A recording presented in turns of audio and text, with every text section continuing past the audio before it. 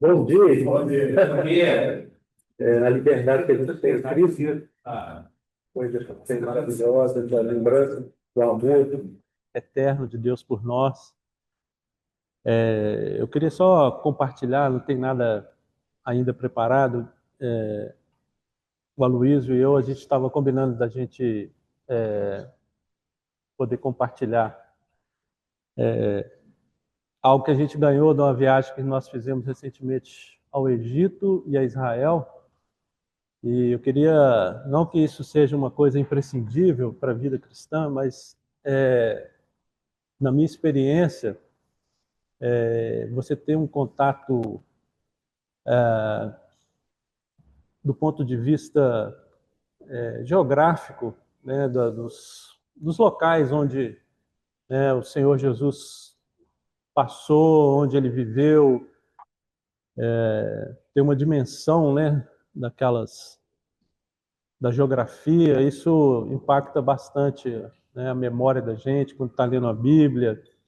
E queria incentivar os irmãos, né, numa oportunidade, poder fazer essa viagem, né? Graças a Deus, a gente tem uma certa, apesar das notícias, né, que estavam acontecendo em Israel, um lugar muito seguro, né? Mesmo o Egito também,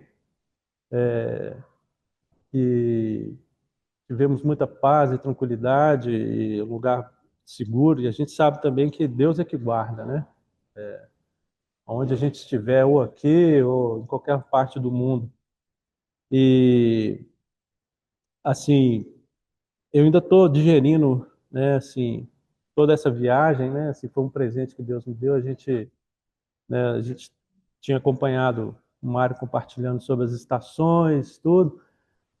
E surgiu essa oportunidade dessa viagem do Egito também, passando por Israel, né? E então, assim, corroborou todo, né, o estudo que o irmão tinha dado também das estações, pelos locais, pelo deserto né, do Egito, onde o povo de Israel passou, né? Assim, a gente vê que é um milagre mesmo de Deus, né?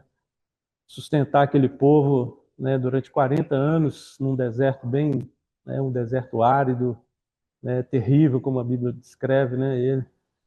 E também ver como que Deus, né, sustentou eles, né, assim, com o maná, né, com aquela água que fluía da rocha, né. E hoje também nós temos esse mesmo privilégio, né, de podermos desfrutar da palavra de Deus, né, da comunhão do Espírito Santo, né, e nos sustentando aí nessa nossa jornada, na cruzada, né, até Canaã, né, que representa, né, as riquezas insondáveis de Cristo, né? É uma terra realmente maravilhosa, uma terra rica, né? Terra que tem de tudo, tem o deserto, mas também tem, né, as áreas verdes, né? E tudo isso também representa na nossa vida cristã, né? Aquela terra, ela fala muito também da nossa vida cristã, das situações que nós passamos, né? De não só ter o conforto, né? Muitas vezes também nós temos que aprender a viver no deserto, né? Como Abraão, né? Que percorreu aquela terra toda de Dan até Beersheba e morava em tendas, né?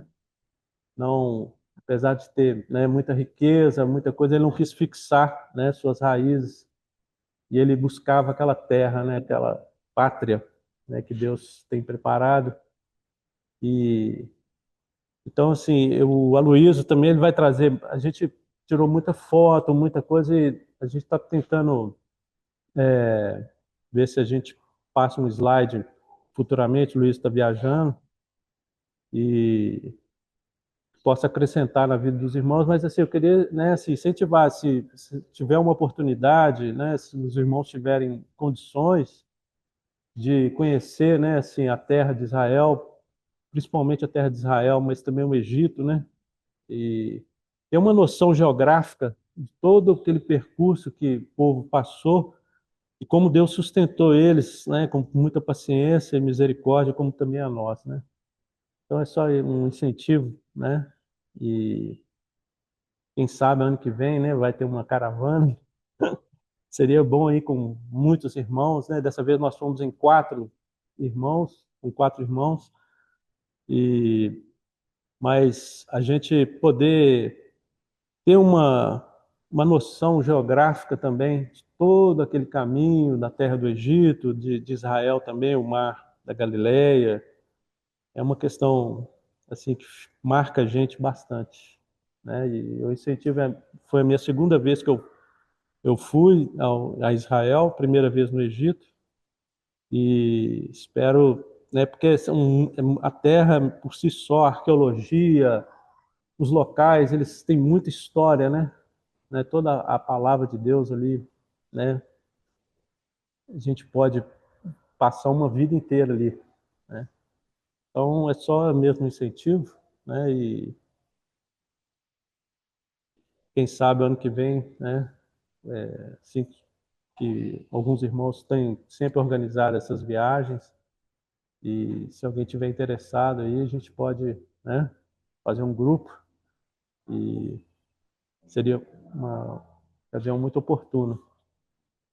E só aconselho que para subir o Monte Sinai estejam preparados fisicamente, porque só de subida até o cume foram 3 horas de subida, e mais 3 de descida. Então, mas tudo compensa quando você vê assim, o privilégio de poder, né, estar pisando também naquele mesmo local ali onde Deus se manifestou, né, desceu à terra, né, pela primeira vez, né. Depois o nosso Senhor Jesus, quando ele nasceu ali na manjedoura, visitou a terra mais uma vez, e depois o Espírito Santo. Temos, né, esse privilégio de contar sempre com ele, né, a nos conduzir nessa nossa jornada, peregrinação, né. Então é isso, irmãos. É o que eu queria só repartir.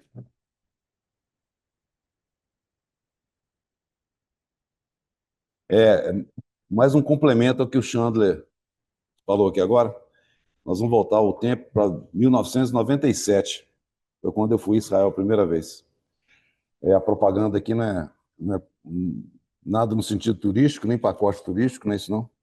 Mas eu gostaria de colocar um ponto que é importante para mim e à época eu não tinha visto. Patrícia, minha esposa, ela sempre tinha o desejo de conhecer Israel, né? Eu faço, isso é uma grande bobagem. A gente já tem a Bíblia, né? Espiritualmente nós conhecemos a realidade da palavra de Deus, para que eu vou fazer lá? E junto disso ainda tinha aquela percepção que era uma coisa muito católica, essa questão de você ir a Israel, né, uma peregrinação, que talvez fosse alguma coisa necessária, né, para o católico. E naquela época, o dólar estava 1 para 1, né? E a decisão era o seguinte: nós vamos comprar uma geladeira, nós vamos para Israel. A geladeira não estava velha. E foi, né? Estava sendo formado um grupo de irmãos do Brasil para poder ir lá. E estava quase completando o grupo, eu enrolando, não, deixa para lá, não vamos não. Na última hora, assim, vamos, tá? Para variar, né? E graças a Deus tinha lugar para gente. E foi um ônibus de 50 pessoas, né? Graças a Deus foi só um ônibus de 50 pessoas. E as excursões depois eram 5 ônibus de 50 pessoas, é impraticável, né? E eu fui assim um pouco cético, né? Porque cético assim, vai ser bom, viagem legal, tá? Um pequeno detalhe que o Xander vai lembrar: para a gente poder participar dessa viagem, a gente tinha que estudar. Então tem um livro, ele não está totalmente 100% em português, mas ele foi traduzido rapidamente. É um livro do irmão Lance Lambda que chama A Singularidade de Israel. Até ler esse livro não tinha muita noção do que era Israel, né? E a gente conhece Israel do ponto de vista bíblico, né, um pouco, né? Mas não do ponto de vista histórico, geográfico e tudo que representa. E eu fiquei impressionado de ver como o senhor escolheu alguma coisa, uma região ali tão peculiar, né? Quando ele disse que realmente é uma terra que mana leite e mel, de fato é a palavra do Senhor, é verdade, né? Mas eu não conseguia entender, cheio de deserto, de pedra e tal, como é que isso aqui pode manar leite e mel? Aí você começa a entender, do ponto de vista geográfico, do ponto de vista histórico, do ponto de vista geopolítico, como a gente já tem visto hoje, né? O que é aquele local? É um local muito especial. Então, acho que o irmão deve compartilhar isso na próxima vez, ele e o Aloysio, né? Existem, por exemplo, várias espécies de pássaros, né, que você encontra ali na direção migratória. E se você olha a Israel, várias espécies que existem somente ao sul encontram ali o seu limite, não só de fauna, mas de flora. Então, por exemplo, você encontra flores, né, espécies de flores que vão, né, permeando assim, do norte da África, subindo até chegar ali em Israel, depois elas somem. E da mesma forma, ao contrário, que você vem do norte, ela chega até Israel, depois some. Ou seja, em Israel, naquela região, concentram-se diversas, vamos colocar assim, é como se fosse um display das diversas espécies, tanto da fauna quanto da flora. Então, é um local muito especial, é muito precioso ver como é que o senhor escolheu aquele lugar ali. A gente sabe não por causa do povo, né, que o povo nossa, dura serviço, como coloca aqui. Mas o que eu quero compartilhar com os irmãos? Quando nós fomos, em 97, então estou levando os irmãos de volta na história, de volta ao passado, essa viagem ela teve um aspecto muito especial porque a gente começou não em Israel, nós começamos na Jordânia. Por que Jordânia? Porque na Jordânia está a Pisga. O que é Pisga? Pisga é um monte muito especial, eu vou ler com os irmãos aqui, está lá em Deuteronômio, capítulo 34. Deuteronômio 34 é o seguinte: então subiu Moisés das campinas de Moabe. Então, faz falta a gente ter um mapa aqui, né? Mas se os irmãos olharem o mapa, né? Eu tenho explicado para os irmãos Península do Sinai, né? Usando esses dois dedos aqui. Então, se você subir, aqui está o Egito, está do lado de cá, a Península do Sinai, aqui então tem a Arábia Saudita. Se você subir nessa direção aqui, você tem Eilat, que ainda está Israel. E se você subir desse ladinho aqui, você vai bordeando Israel. E aqui estão as terras de Moabe e Edom, assim por diante, subindo do lado aqui. Ó. Então, Moisés estava do lado de cada terra, lembra? Moisés não entrou na terra.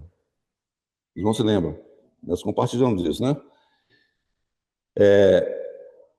Mas Deus permitiu que ele visse. Então, subiu Moisés das campinas de Moabe ao monte Nebo, ao cimo de Pisga. E o Senhor lhe mostrou toda a terra de Gileade até Dan, e todo o Naftali, a terra de Efraim, Manassés, e toda a terra de Judá até o mar ocidental, e o Neguebe, a campina do vale de Jericó, a cidade das palmeiras até Zoar. Disse-lhe o Senhor: esta é a terra que, sob juramento, prometi a Abraão, a Isaque e a Jacó, dizendo: a tua descendência a darei, eu te faço vê-la com os próprios olhos, porém não irás para lá. Assim morreu ali Moisés, servo do Senhor, na terra de Moabe, segundo a palavra do Senhor. Então o Senhor traz Moisés até Pisga, e dali ele contempla de Dan. Dan fica ao norte, né? A gente tem ouvido hoje ele até pouco, né? Toda a altercação que tem acontecido com o Hezbollah, que está no sul do Líbano, né? Ali naquela região, bem ao norte de Israel, ali está Dan, né? Mais ao norte. E Berseba está bem ao sul, bem ao sul. Então, dali de Pisga, de fato, você consegue enxergar desde lá do norte, que está o Monte Hermon, até o sul, lá em Berseba. E nós começamos a viagem exatamente ali, porque o Monte Nebo, Pisga, fica na Jordânia. Então, dali nós subimos e pudemos, então, contemplar a terra. E aí, então, nós descemos, né, e entramos por onde Josué entrou com a nação de Israel, né? Então, foi uma viagem muito especial nesse sentido. Então, ali eu comecei a sentir de maneira tão vívida, né?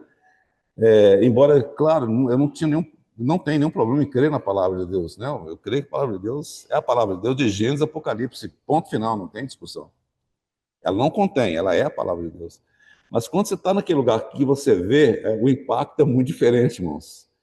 E hoje, quando eu leio a Bíblia, né, é muito impressionante porque ficou muito gravado na minha mente os locais. Então, você começa a entender várias coisas da palavra de Deus, como o Senhor, por exemplo, ele movimentava. Quando fala que ele ia por Decápolis. O que é Decápolis? Antes, para mim, Decápolis é simplesmente um termo, né? Alguma região ali. Eu não sabia muito bem o que era e por que era Decápolis. Então, Decápolis fala daquelas 10 nações que ficavam do lado de lá do Jordão. Então, muitas vezes, o senhor decide de um lado, se nós observarmos o ministério do senhor, a maneira como ele movimentava tem muito a ver com a geografia e com aquilo que representava a geografia. Os irmãos percebem? Então, assim, quando a gente chega lá, então você começa a ver o local, não é que a gente precisar disso para crer. Os irmãos estão entendendo? Bem, acho que essa é a diferença fundamental. Eu não precisaria daquilo para poder crer no Senhor Jesus, nem crer na palavra de Deus.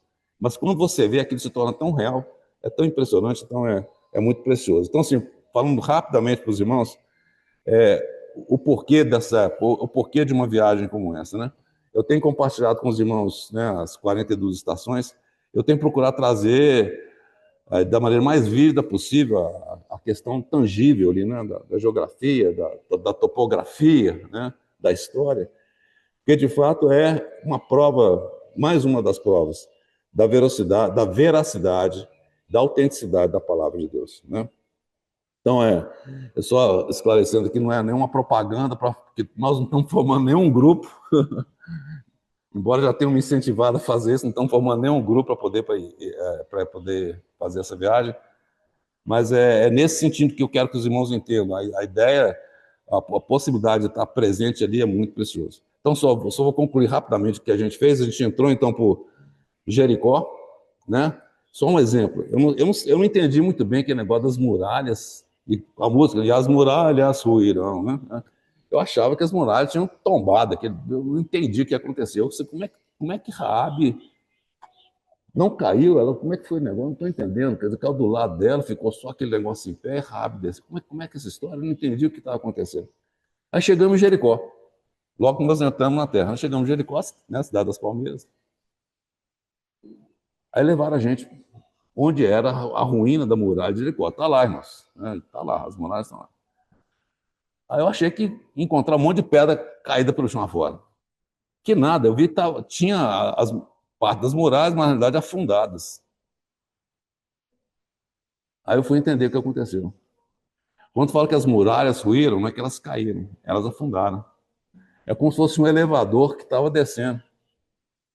Então, de alguma forma, o substrato rochoso ali, ou qualquer que fosse o substrato ali, com a ordem que o Senhor deu, os irmãos se lembram como é que foi? Né? A maneira como eles gritaram e etc. O rodear também, o rodear, imagina, são pessoas que estão caminhando ali, gera uma trepidação no solo, não é uma coisa trivial, não. Então, naquele momento que aconteceu, as muralhas desceram. E aí eu entendi. Raabe desceu de elevador. Ela então, ela foi salva dessa forma, que é uma história maravilhosa, né? A gente sabe que é uma das mulheres que aparece na genealogia do Senhor. Então, são detalhes assim que a gente não entende, né? Assim, quando a maneira como a palavra de Deus descreve, não é que está incorreta, não. Mas às vezes nós não associamos com o que aconteceu do ponto de vista físico, né? Então, é só um exemplo, irmãos. Daí nós saímos e subimos por dentro agora, do lado de cá do Jordão. A gente vai até Bet-Shan, aí tem toda a história no Antigo Testamento, não vou entrar nesse detalhe. A gente chega, então, no Mar da Galileia, irmãos. Eu falei, não é possível, que lugar mais impressionante. E a gente, então, ficou do lado oeste do mar, a gente ficou ali num hotel muito esclarecendo. Essa viagem não foi uma viagem de turismo. A gente foi preparado, eu não acabei de contar a história para os irmãos, a gente foi preparado porque a gente tinha que estudar esse livro, A Singularidade de Israel. E o nosso voo foi do Brasil, né? Na verdade foi pela Argentina, e fomos para Madrid. E no nosso voo de Madrid para Amman, teve uma prova de 200 questões. Múltipla escolha. Era uma prova de 200 questões de múltipla escolha, sobre tudo da Terra, desde a geografia, da história e tudo, certo? E, obviamente, tinha quem se desse bem, na realidade, seriam, acho que só uma ou duas pessoas, né? Ganharia, então, um prêmio, um brinde. E Patrícia ganhou. Eu não ganhei. Patrícia ganhou, tirou o primeiro lugar, ela e Mônica, e ela ganhou como presente um livro raríssimo sobre a geografia de Israel, né? Esse livro está lá em casa até hoje. Mas então foi isso. Então não foi uma viagem de turismo, foi uma viagem de estudo. Então a gente começou tendo que estudar mesmo, tá? E chegamos lá, quer dizer, o voo, nada de dormir no voo, é fazer a prova. E, em suma, a partir dali, cada dia da viagem, A gente, era uma viagem, que eu estava falando do hotel, não eram hotéis bem simples, a gente não ficou nada hotel 5 estrelas, porque vários motivos, né?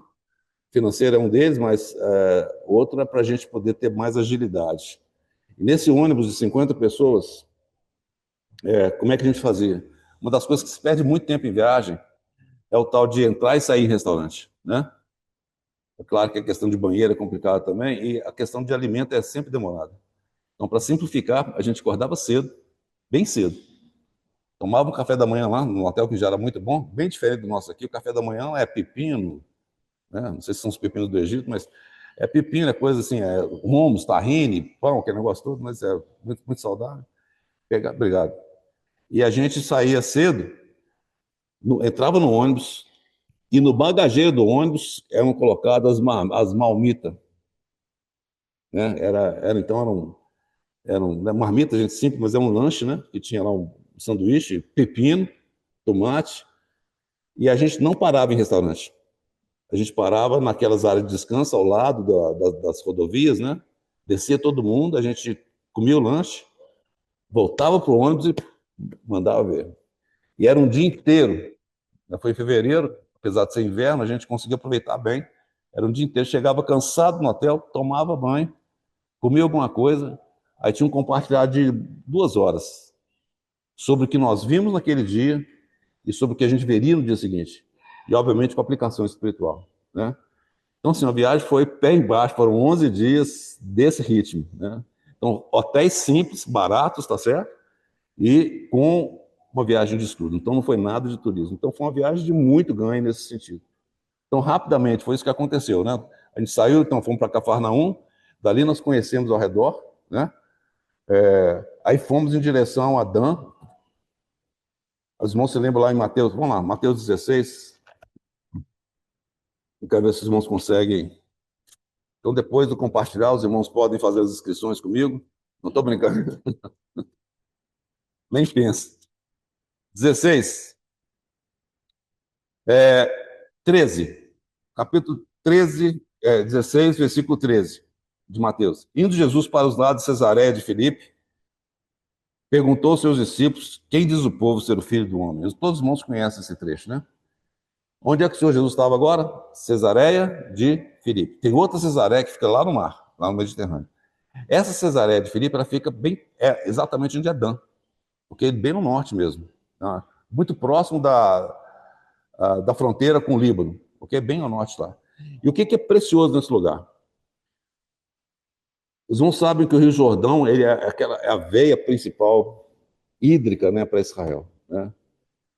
E como é que aparece o Jordão? O Jordão ele é formado do degelo do Monte Hermon, que fica mais ao norte ainda. Então, esse degelo ele desce pelas encostas do Hermon, ele some por debaixo da terra. Os irmãos se lembram do Salmo 133. O que o Salmo 133 fala? Ó, quão bom e quão suave é que os irmãos vivam em união, é como o orvalho do Hermon, que desce sobre os montes de Sião. Então, olha que maravilha, quando começa a acontecer esse degelo, há um vento, um fluxo de vento que sopra essa umidade do Hermon, como um orvalho. E esse orvalho, então, desce em direção à terra de Israel. Por isso que o Salmo 33 fala, é como o orvalho do Hermon que desce sobre os montes de Sião. Não é muito bonito? E é, de fato, isso. Não é só uma ilustração poética maravilhosa, mas é uma realidade. Muito bem. Então, o degelo vem, ele some, passa por debaixo da rocha, ele vai aflorar ali em Dan, nesse lugar.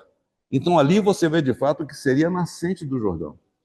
E aí nós temos duas coisas. Tem uma rocha, uma pedra enorme ali, um maciço. Tá? Inclusive, se você for lá hoje, você vai encontrar nichos onde tinham ídolos colocados ali. Era um local de adoração pagã. Então, muito provavelmente o que aconteceu aqui, quando o Senhor Jesus ele fala, né, que os portões do inferno não prevalecerão contra ela, falando da igreja, o que estava diante dos discípulos ali era muito aquela idolatria que estava presente por causa dos romanos. Ele lembra? Cesareia de Filipe.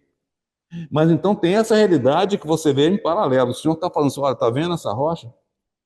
Pois é, o maciço da rocha, esse maciço da rocha que vocês estão vendo aí, está falando dos portões do inferno que vocês estão vendo. Mas eu sou a rocha.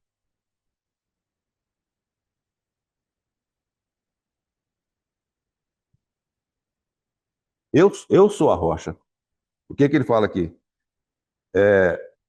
A declaração de Pedro 16. Respondendo, Simão Pedro disse: Tu és o Cristo, filho do Deus vivo. Então Jesus lhe afirmou: Bem-aventurado és, Simão Barjonas, porque não foi carne e sangue que te revelaram, mas meu Pai que está nos céus. Também eu te digo que tu és Pedro, Petros, uma pedrinha. Isso que significa Pedro, né? Petros, uma pedrinha. E sobre esta pedra, no original essa pedra é sobre essa rocha. Quem que é a rocha? É Cristo, né? O irmão fez referência a 1 Coríntios 10, né? Que eles beberam de uma água que vinha da rocha. E essa rocha era Cristo, né? E sobre esta rocha eu edificarei a minha igreja. E é a primeira vez que aparece a palavra eclésia. E essa palavra eclésia aparece num contexto muito individual, o Senhor falando para os discípulos. Ele não está falando para o público aqui. Né? Outra vez que aparece em Mateus 18, a palavra eclésia de novo. Então, nessa hora, irmãos, a gente estava ali em Cesareia de Filipe, que é Dan, né? E a gente tem a oportunidade de ver essa realidade juntamente com uma coisa tremenda, que é onde o Jordão aflora e onde então dali ele sai então para poder regar toda a nação de Israel pelo lado leste, né? Então é só um exemplo do que aconteceu naquele dia ali, certo? Muito bem, a gente sobe, vai um pouco, vai até o norte. Mais um outro exemplo, né? Oh, como é que está o meu tempo aqui? Vocês estão viajando comigo? Então, a gente sobe um pouco mais para o norte, aí num local que é, hoje, os irmãos vão entender, um ponto de conflito, não só de hoje, mas foi a Guerra dos 6 Dias, que é Golã. O que é Golã? As colinas de Golã é o mesmo termo que é Bazã. Os irmãos leem Salmos lá dos touros de Bazã. Né? Bazã. O que é Bazã? Aquela região é muito especial por dois motivos. Ali é crítico, primeiro, por causa das reservas de água, dos aquíferos, tá certo? E é estratégico do ponto de vista militar. Tanto quando Israel tomou Golã, foi estratégico para Israel. Bom, isso aí vai ficar para uma outra vez. Pera aí, não. Não, pera. É porque na Guerra dos 6 Dias, a gente tem que entender o que acontece também em paralelo, né? A gente olha a Guerra dos 6 Dias só olhando o que aconteceu em Israel. Mas tinham irmãos e irmãs ao redor do mundo que estavam intercedendo. Como hoje, irmãos. Naquela época, tinha irmãos na Inglaterra que estavam orando. E tem testemunho dessa reunião de oração, que os irmãos faziam como Deus, orientando, dando direção específica a respeito do que orar sobre aquela guerra. Em que direção? Aí você vê o relato de soldados no fronte, contando de literalmente milagres que aconteceram ali. Nós explicamos, nós entendemos um pouquinho, mas ninguém explica a Guerra dos 6 Dias, não é? Mas é a mão de Deus movendo de maneira muito específica, porque tinham irmãos orando para que Deus movesse sua mão. Então, assim, é muito maravilhoso ver como o Senhor opera de maneira concorde, sincronizada ao longo de toda a terra. Então, não foi simplesmente Israel batalhando ali, mas era o povo de Deus também intercedendo diante do Senhor. Isso acontecendo de maneira maravilhosa. Então, Golã, voltando a Golã aqui, está presente hoje nos noticiários. Nós vamos ver que tudo aquilo que está acontecendo ali no norte de Israel, que aí nós temos a questão toda do Hezbollah ali no Líbano, e do lado da Síria. O Xandro não falou, ele deve falar quando a próxima vez, ele mencionou para mim. Eles viram ali do lado da Síria, vou chamar barricadas, mas acampamentos de soldados russos.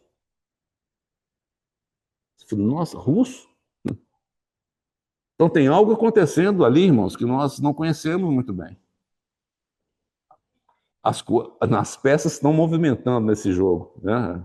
A gente sabe, né? O Senhor reina, mas as coisas estão movimentando. Então, se olhando do lado da Síria ali, estão voltando. Você tem as colinas de Golã.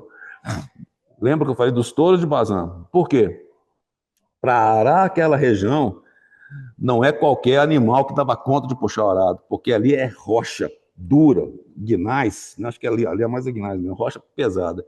Por isso que falo dos touros de Bazã, que eram touros parrudos, os que davam conta de puxar arado naquela região.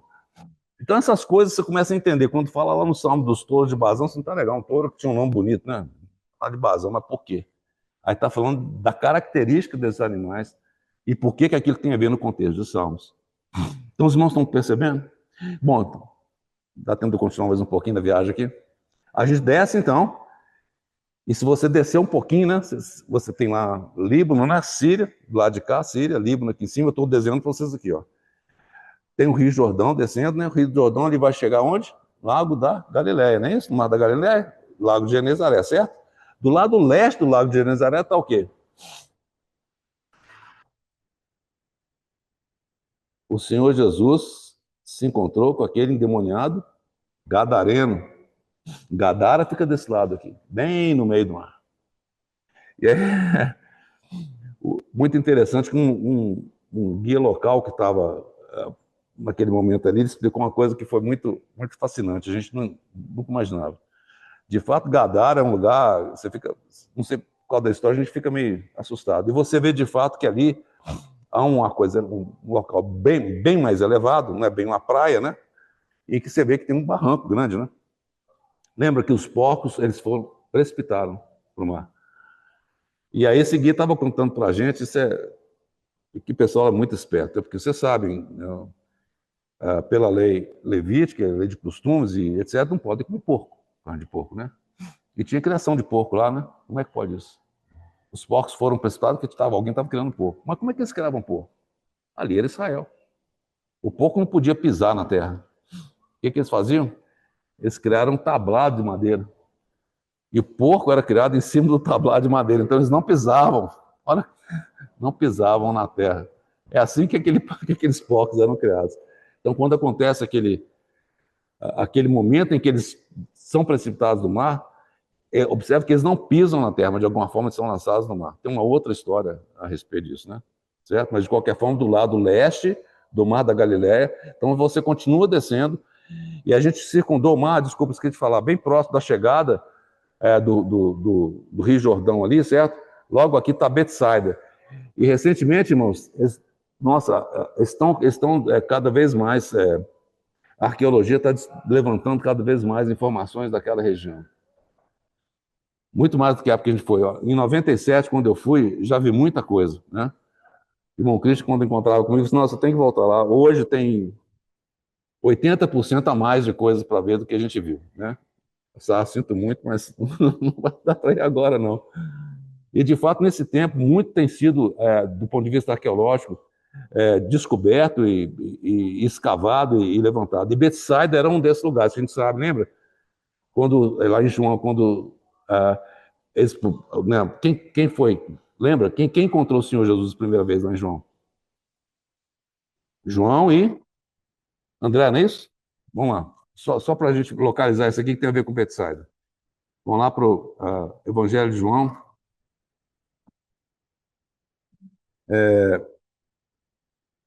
Versículo 35, capítulo 1. No dia seguinte estava João outra vez na companhia de dois de seus discípulos. João não se declara aqui não, mas João era um deles, né? E vendo Jesus passar, disse, eis o Cordeiro de Deus. Os dois discípulos, ouvindo dizer isso, seguiram Jesus. E Jesus, voltando-se e vendo que seguiam, disse, que buscais? Disseram, Rabi, que quer dizer mestre, onde assistes? Respondeu Jesus, vinde e vede. Foram, pois, e viram onde Jesus estava morando, e ficaram com eles naquele dia. Era André, o irmão de Simão Pedro, um dos dois que tinha ouvido o testemunho de João e seguido Jesus. Quem que era o outro? Outro é João, né? Então, alguns entendem que nesse momento eles foram para Betsaida, que fica nessa chegada aqui do. Deixa eu desenhar. Vocês estão vendo aqui o Mar da Galileia? Então, o Rio Jordão desce aqui, certo? Aqui está Gadara, ok? Do lado de cá. Betsaida está bem aqui. Do lado de cá, desse lado aqui, está Cafarnaum. Então, a gente sabe que o Senhor Jesus, ele habitava possivelmente com Pedro também, né? Então, Cafarnaum, que está lá até hoje, fica do lado oeste, vamos pensar assim, é do lado oeste, né, do mar. E ali pode ter sido um dos locais que eles levaram aqui. Alguns acham que foi ali, alguns acham que é Betsaida, que talvez de onde era Natanael, certo? Aqui, fala 44. No dia imediato, resolveu Jesus partir para a Galiléia e encontrou Filipe, a quem disse, segue-me. Ora, Filipe era de Betsaida, dessa cidadezinha aqui que eu falei para os irmãos. Vocês estão me acompanhando? Eu sei que é muito desenho, muita gesticulação. É o que está vindo na minha memória agora, certo? Oi?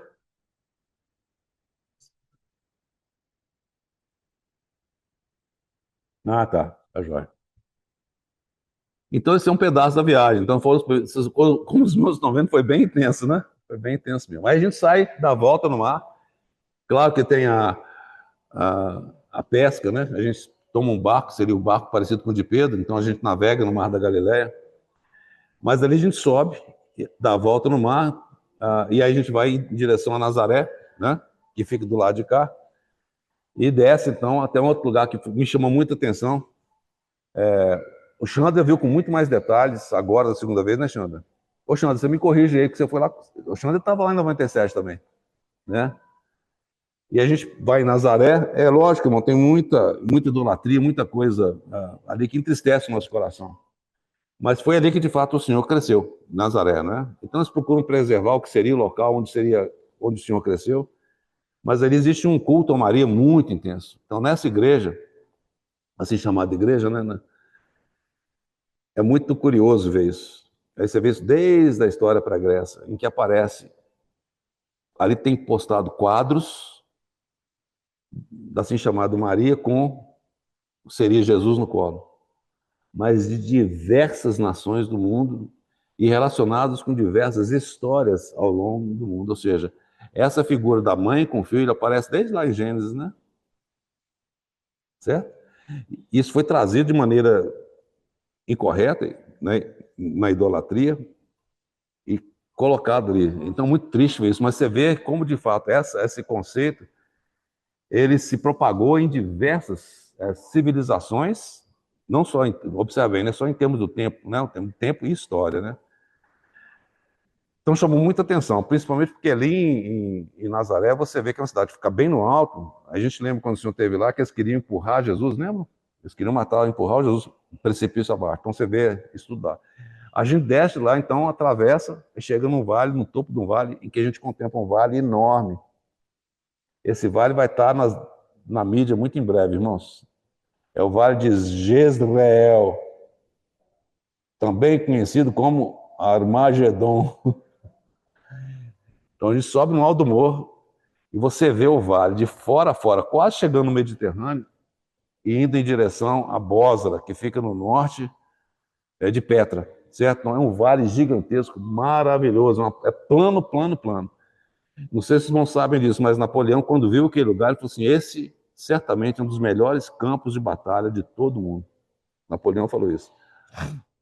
E aí a gente pôde ver onde um dia aquela grande batalha vai ser travada. E nós lemos que, de fato, vai ser tão... Essa parte é difícil da gente entender como é que vai ser. Mas fala que o sangue que vai ser derramado ali vai ser tanto que vai chegar até a altura do freio dos cavalos. Aonde? Em Bósra. Onde que é Bósra? Bósra fica lá na Jordânia, ao norte de Petra. Então, assim, vai ser muita coisa. Agora você fala assim, puxa, o freio dos cavalos? Hoje a gente vê drone, né? Tanque de guerra. Até eu comentei com alguns irmãos recentemente, eu li aí, a gente não sabe quanto que vai ser dessa forma, né? Mas, infelizmente, na guerra da Ucrânia, a Rússia está começando a utilizar cavalos, por vários motivos, né? Que são animais que não são facilmente detectáveis por assinaturas, que são chamadas assinaturas metálicas, tá certo? Então, a gente não sabe como é que vai acontecer aquela batalha.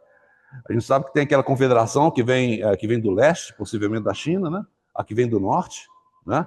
Que possivelmente ali a gente sabe, fala que é a casa de Togarma, aquela história toda, que vai descer por ali, né? Mas então o Vale de Jezreel está ali. Então a gente conseguiu ver o vale de ponta a ponta, né? E aí a gente vai descendo e passa por um lugar muito interessante. Passamos no entardecer ali. Betel. Quem lembra de Betel? Lembra? Jacó? É claro que tem muitas pedras lá, a gente não sabe qual pedra foi que ele usou de travesseiro, mas a gente passa por Betel e finalmente a gente chega em Jerusalém. Aí, irmão, é maravilhoso, porque eu não tinha ideia o que era Jerusalém, a antiga Jerusalém, né? E, e realmente você começa a ver, né, ali como de fato o Senhor teve ali tantas vezes. E, claro, o tempo não está mais lá, né?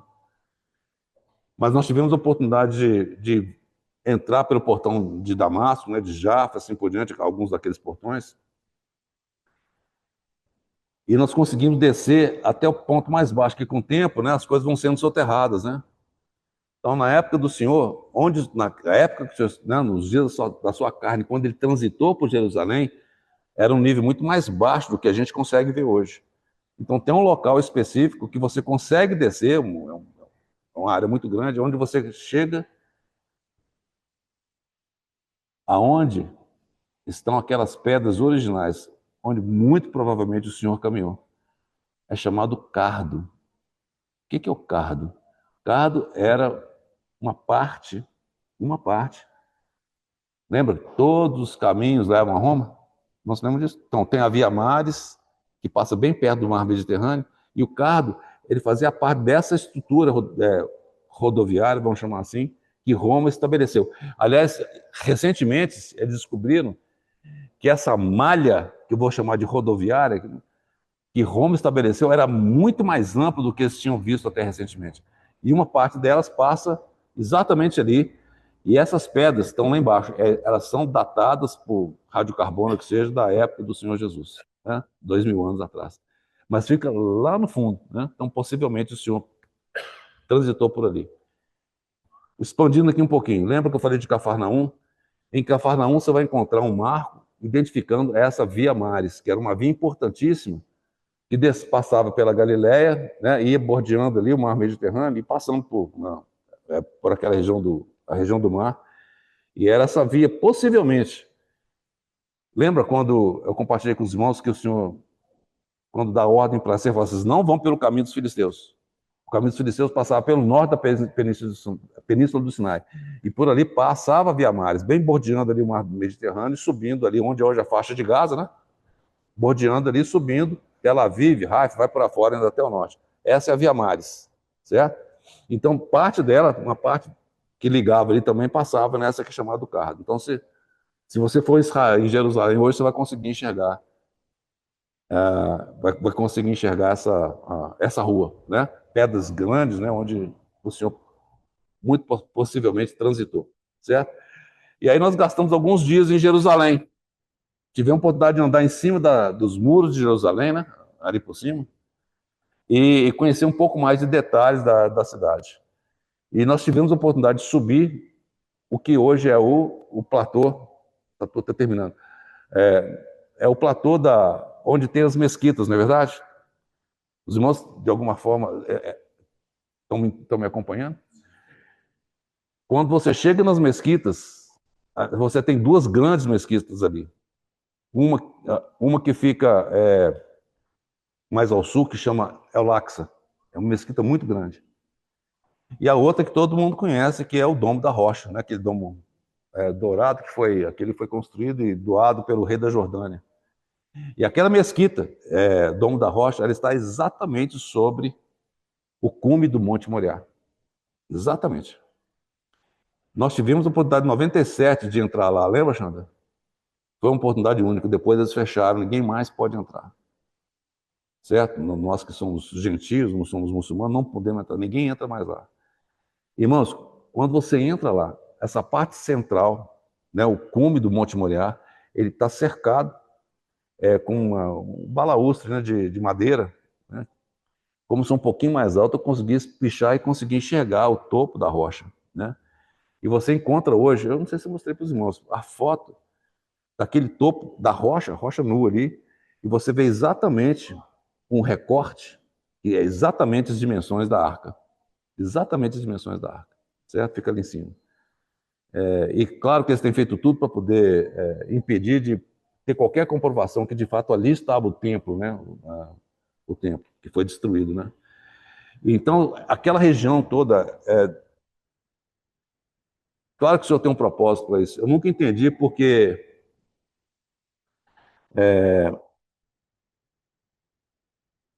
em 67 eles não assumiram 100% o monte do templo. Eu nunca entendi isso.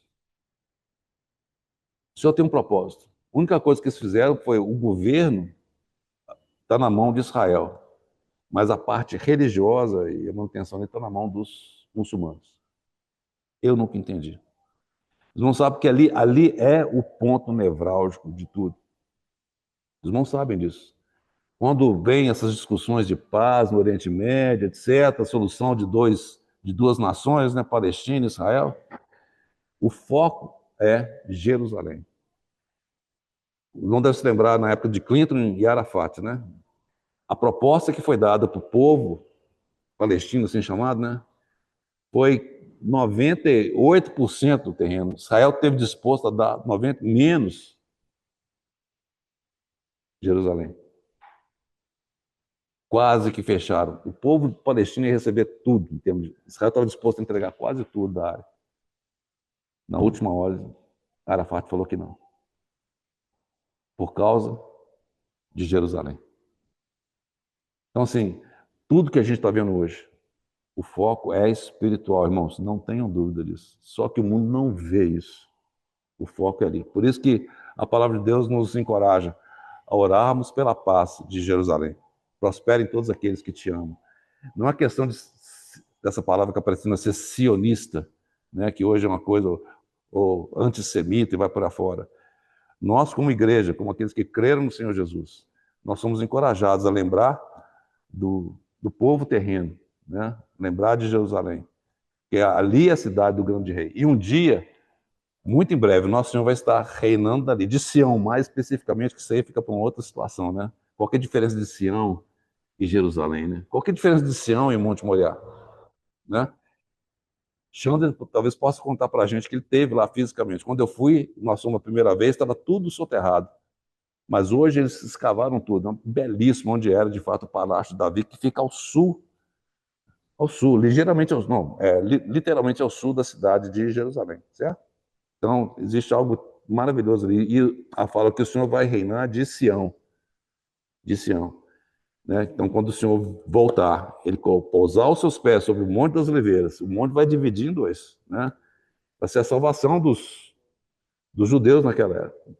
Né? O Senhor vai dar fim àquela guerra e ele vai começar o seu reinado. E vai reinar dali, irmãos. Então, por isso, quando você tem a chance de estar fisicamente no local que o Senhor vai reinar, é muito precioso, é muito maravilhoso. Porque não é uma coisa como alguns no passado tentaram fazer, espiritualizar. Né? Os irmãos sabem disso. Algumas linhas teológicas, eles creem no que é chamado na teologia da substituição, que a igreja substituiu Israel, né? O irmão Nesse lembra, conta que o Ossis Sparks falou com ele, com 48, quando Israel se tornou nação, ele virou para ele e disse, nós vamos ter que revisar a nossa teologia. Porque ele cria, de fato, ele entendia que era a teologia da substituição, que a igreja tinha substituído Israel. Quando ele viu Israel sendo restaurado, ele disse, não, nós temos que revisar a nossa teologia. Porque é físico, é real. E o Senhor vai reinar dali, ele vai governar essa terra dali, irmãos. Eu espero não estar aqui, mas vai estar em no noticiário, CNN, internet, tudo, vai estar lá o Senhor reinando, dominando, absoluto de Israel. Vai acontecer. É físico e é real. Irmãos, é isso. Não foi para encher o tempo, não, mas achei que seria importante, talvez só levar os irmãos de volta ao futuro, né? Do pouquinho que eu lembro dessa viagem, que, como os irmãos viram, marcou muito a minha vida, né? Marcou muito a minha vida. E para os irmãos entenderem que não se trata de um aspecto de peregrinação, de alguma coisa que é necessário para que nós creiamos, né? Para nos auxiliar na nossa fé, não. Mas é simplesmente um testemunho tão maravilhoso de que o Senhor é fiel, a palavra de Deus é verdadeira, ela é inerrante, ela é absoluta. Né? O Senhor tem misericórdia das nossas vidas, Senhor, da nossa pequena fé. Nós somos tão gratos ao Senhor, que nós podemos constatar, Senhor, no mundo de hoje, não que fosse necessário, mas que realmente toda a tua palavra é verdadeira, Senhor. O Senhor é verdadeiro, o Senhor é fiel. Senhor, nós ansiamos por aquele dia, quando o Senhor dali, daquele local, vai reinar sobre todo esse mundo. Senhor, que a tua volta seja breve. Senhor, que o Senhor esteja conosco no restante desse dia e dessa semana que se inicia, que nossas vidas sejam agradáveis ao Senhor. E pela tua misericórdia, Senhor, nós possamos estar entre aqueles que colaboram, cooperam para apressar a tua vida. No nome do Senhor Jesus.